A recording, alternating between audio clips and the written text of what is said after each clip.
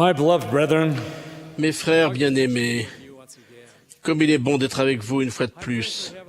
Je prie pour que le ciel m'aide à profiter de l'occasion de m'adresser à vous. Au-delà de ce centre de conférence se trouvent des milliers d'autres personnes réunies dans des églises et dans d'autres endroits dans une grande partie du monde.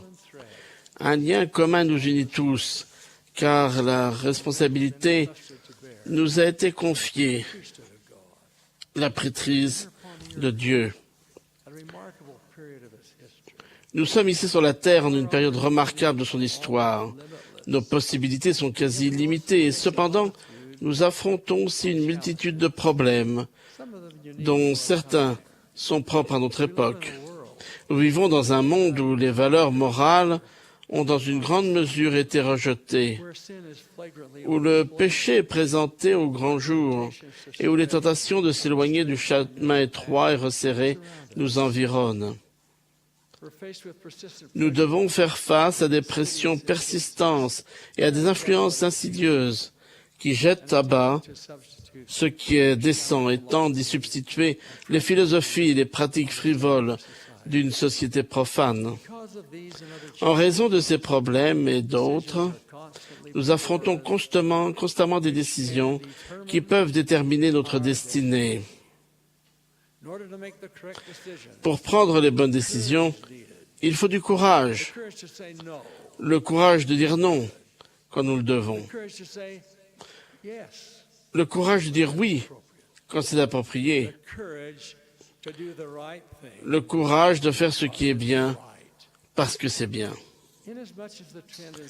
La tendance de la société actuelle s'éloignant rapidement des valeurs et des principes que le Seigneur nous a donnés, nous serons très certainement amenés à devoir défendre ce en quoi nous croyons. Aurons-nous le courage de le faire?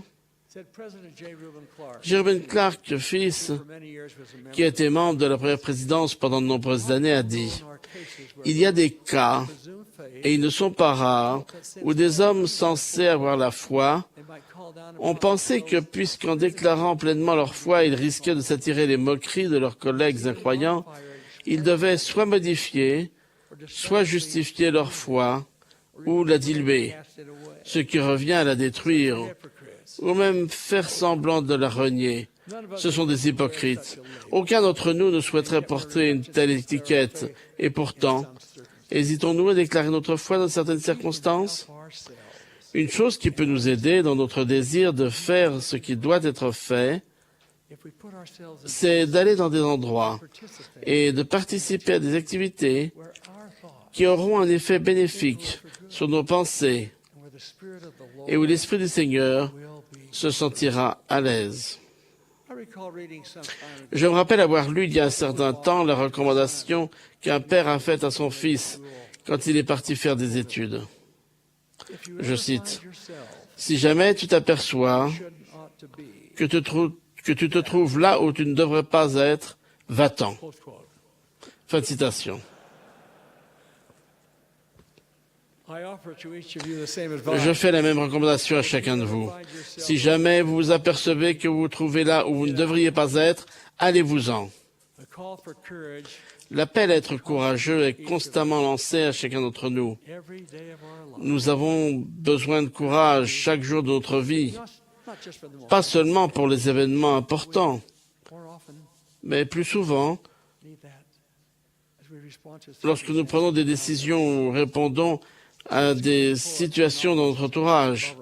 Le poète et romancier écossais Robert Louis Stevenson a dit « Le courage de tous les jours a peu de témoins, mais celui dont vous faites preuve n'est pas moins noble parce qu'il n'est pas accompagné de roulements de tambour et qu'aucune foule ne clame votre nom. » Le courage revêt plusieurs formes.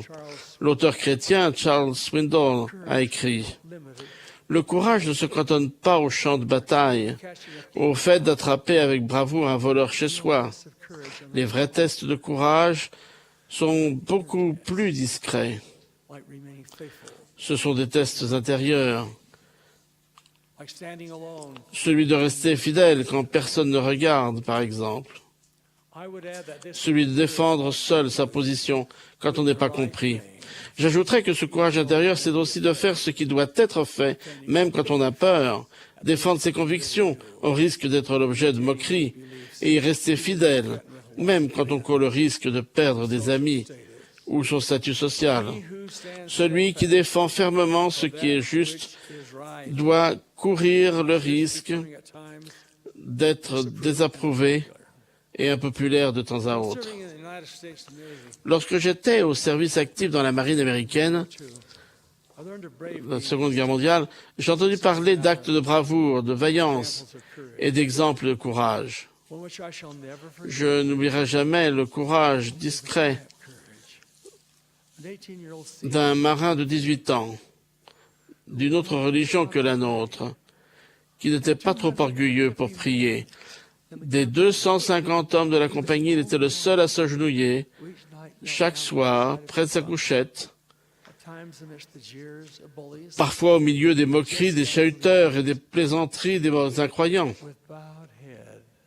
La tête inclinée, il priait Dieu. Il n'hésitait jamais, il ne faiblissait jamais, il avait du courage. Il n'y a pas longtemps, j'ai écouté l'exemple de quelqu'un qui semblait assurément manquer de ce courage intérieur. Une amie m'a parlé d'une réunion de sainte scène spirituelle et édifiante à laquelle son mari et elle avaient assisté dans leur paroisse. Un jeune prêtre de la prêtrise d'Aaron a touché le cœur de tous les membres de l'Assemblée lorsqu'il a parlé des vérités de l'Évangile et de la joie qu'apporte l'obéissance au commandement. Il a rendu un témoignage fervent et touchant à la chair, propre et présentant bien dans sa chemise blanche ornée d'une cravate. Plus tard ce jour-là, alors que cette femme et son mari quittaient leur quartier en voiture, ils ont vu ce même jeune homme qui les avait tant inspirés seulement quelques heures auparavant. Mais à présent, il avait une toute autre allure, longeant le trottoir dans une tenue débraillée et fumant une cigarette. Mon ami et son mari ont non seulement été grandement déçus et attristés, mais aussi perplexes de voir avec quelle facilité il pouvait passer de la personne qui faisait grande impression d'une manière si convaincante à la réunion de Sainte-Seine à cette autre personne entièrement différente. Frères, êtes-vous la même personne, où que vous soyez, et quoi que vous fassiez? La personne que notre Père Céleste veut que vous soyez, et que vous savez que vous devez être. Dans une interview publiée dans une revue nationale, on a demandé au célèbre Jabari Parker, basketteur universitaire américain et membre de l'Église, de citer le meilleur conseil qu'il avait reçu de son père. Jabari a répondu que son père lui avait dit « Sois exactement la même personne, que tu sois dans l'ombre ou dans la lumière. » Un conseil important. Sois exactement la même personne, que tu sois dans l'ombre ou dans la lumière. Un conseil important, mes frères, pour nous tous. Nos Écritures sont remplies d'exemples du type de courage dont chacun de nous a besoin aujourd'hui. Le prophète Daniel a fait preuve d'un courage suprême en défendant ce qu'il savait être juste et en ayant le courage de prier, bien qu'étant menacé de mort s'il le faisait. Le courage est un trait distinctif de la vie d'Abinadi, comme en témoignage de sa disposition à perdre la vie plutôt que de nier la vérité. Qui pourrait ne pas être inspiré par la vie des 2000 jeunes guerriers d'Élaman qui ont enseigné et démontré la nécessité du courage pour suivre les enseignements des parents, d'être chastes et purs? Tous ces récits scripturaires ne pourront sans doute pas voler la vedette à l'exemple de Moroni, qui a eu le courage de persévérer dans la justice jusqu'à la fin. Tout au long de sa vie, Joseph Smith, le prophète, a donné d'innombrables exemples de courage. L'un des plus impressionnants de ces exemples, il l'a donné alors qu'il se trouvait enchaîné avec d'autres frères détenus dans une cabane inachevée à côté du tribunal de Richmond, au Missouri. Parley P. Pratt, qui se trouvait parmi les prisonniers, a fait le récit d'une nuit particulière. Je cite, « Nous étions restés allongés, comme endormis, jusqu'à ce que minuit fût passé, et nous avions les oreilles et le cœur meurtris d'avoir entendu pendant des heures les plaisanteries obscènes, les jurons horribles, les blasphèmes terribles et le langage malpropre de nos gardes. » Frère Pratt poursuit, « J'avais écouté jusqu'à être si dégoûté, choqué, horrifié et si rempli d'esprit de justice indigné que j'avais du mal à me retenir de me lever et de réprimander les gardes. Mais je n'avais rien dit à Joseph, ni à personne d'autre, bien que je fusse allongé à côté de lui et susse qu'il était éveillé. Soudain, il se leva et parla d'une voix de tonnerre ou comme un lion rugissant, disant dans la mesure où je peux m'en souvenir ce qui suit, « Silence! Au nom de Jésus-Christ, je vous réprimande et je vous commande de vous taire. Je ne vivrai pas un instant de plus pour entendre un pareil langage. Cessez ce genre de conversation, ou bien vous et moi, vous ou moi mourrons à l'instant. » Joseph se tenait droit avec une majesté terrible, selon les termes de frère Pratt. Il était enchaîné et sans armes, et pourtant il était serein et digne. Il posait les yeux sur les gardes tremblants qui se blottissaient dans un coin ou rampaient à ses pieds. Ces hommes, apparemment incorrigibles, lui demandèrent pardon et restèrent silencieux. Les actes de courage ne produisent pas tous des effets aussi spectaculaires ou immédiats,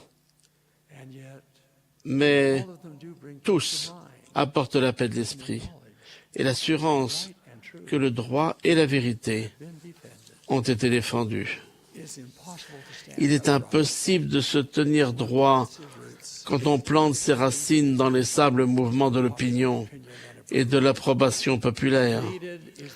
Pour nous attacher fermement à ce que nous savons être juste, nous avons besoin du courage de Daniel, d'Abinadi, de Moroni ou de Joseph Smith. Ils avaient le courage de faire ce qui était juste et non ce qui était facile. Nous devrons tous affronter la peur, les moqueries et l'opposition. Ayons le courage, tous, de défier le consensus, le courage de défendre nos principes. C'est le courage, et non la compromission, qui apporte le sourire de l'approbation divine. Le courage devient une vertu vivante et attrayante quand il est considéré non seulement comme une disposition à mourir vaillamment, mais aussi comme une détermination à vivre décemment.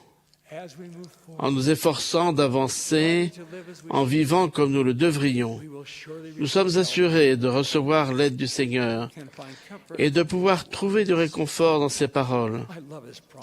J'aime sa promesse, rapportée dans le livre de Josué. Je ne te délaisserai point, je ne t'abandonnerai point. Fortifie-toi et prends courage, ne t'effraie point et ne t'épouvante point, car l'Éternel, ton Dieu, est avec toi dans tout ce que tu entreprendras. Fin de citation. Mes frères bien-aimés, armés du courage de nos convictions, puissions-nous déclarer avec l'apôtre Paul, « Je n'ai pas honte de l'évangile du Christ ». Puis, avec ce même courage, puissions-nous suivre la recommandation de Paul.